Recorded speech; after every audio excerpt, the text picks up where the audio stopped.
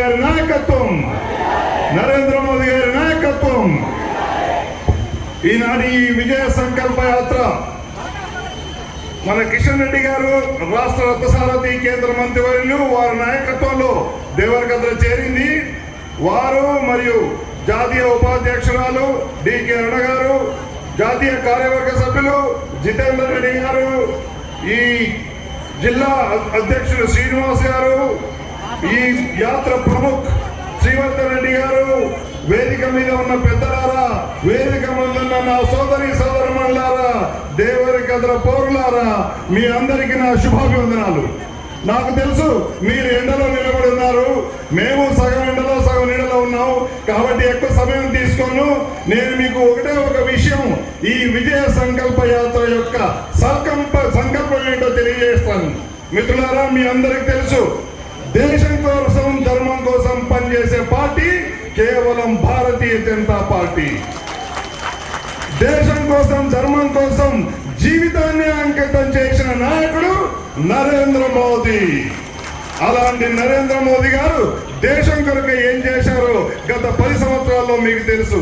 అంతకుముందు 15 సంవత్సరాలు గుజరాత్ను ఒక దేశంలోనే ఒక నాయకత్వం వహించిన రాష్ట్రంగా అభివృద్ధి చెందిన తర్వాత ఆయన దేశ్ కి నేత కైసా హో, నరేంద్ర మోదీ జైసా హో అని రుజువు చేసుకొని దేశ ప్రధాని అయ్యారు. అప్పటి నుంచి ఇప్పటి వరకు ఆయన సాధించిన ఘన విజయాలు దేశం కోసం ఎన్నో ఉన్నాయి. అది జిఎస్టి కావచ్చు, డిమానిటైజేషన్ కావచ్చు, వ్యాక్సిన్ తయారు చేసి ప్రపంచానికే ప్రాణభిక్ష పెట్టిన ఒక దైవంశ సంబుధులైనటువంటి మన నరేంద్ర మోదీ గారు మన రేషన్ ఇచ్చి 80 కోట్ల మంది భారతీయులను కష్టకాలాల్లో ఆదుకున్నాడు.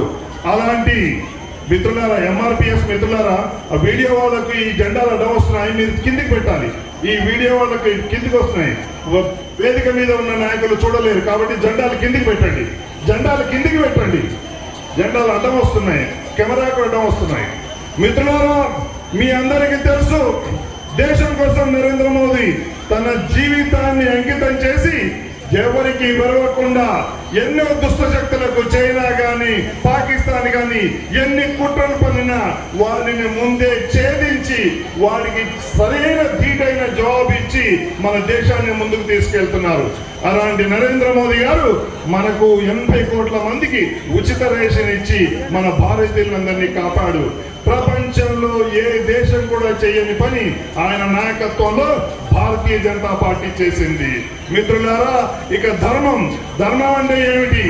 మానవతా ధర్మం ఏమిటంటే బలహీనుడిని మనం ఆదుకోవడమే మానవతా ధర్మం.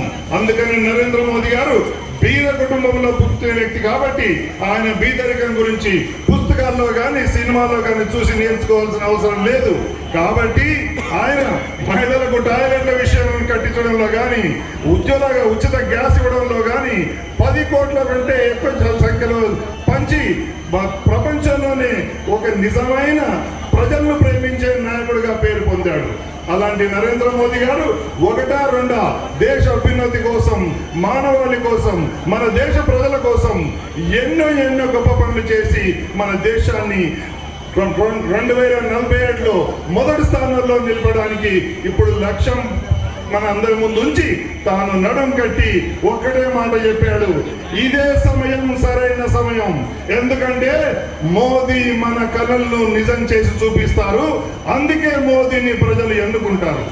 అలాంటి ఎన్నికలో ఈసారి ఉత్తర భారతదేశంలోనే కాకుండా దక్షిణ భారతదేశంలో ఉన్న మన తెలంగాణ, దక్షిణ తెలంగాణలో ఉన్న మన మహబూబ్ నగర్ పార్లమెంట్ కూడా భారతీయ జనతా పార్టీని గెలిపించి మళ్ళీ మోదీని ప్రచారం చేయాలని మనం శపథం తీసుకోవాలని మిమ్మల్ని అందరికీ కోరుతున్నాను.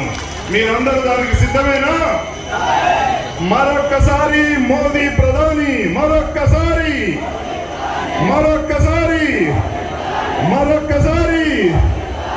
భారత్ మాతా కీ జై శ్రీరామ్, జై శ్రీరామ్. నరేంద్ర మోదీ గారి నాయకత్వం,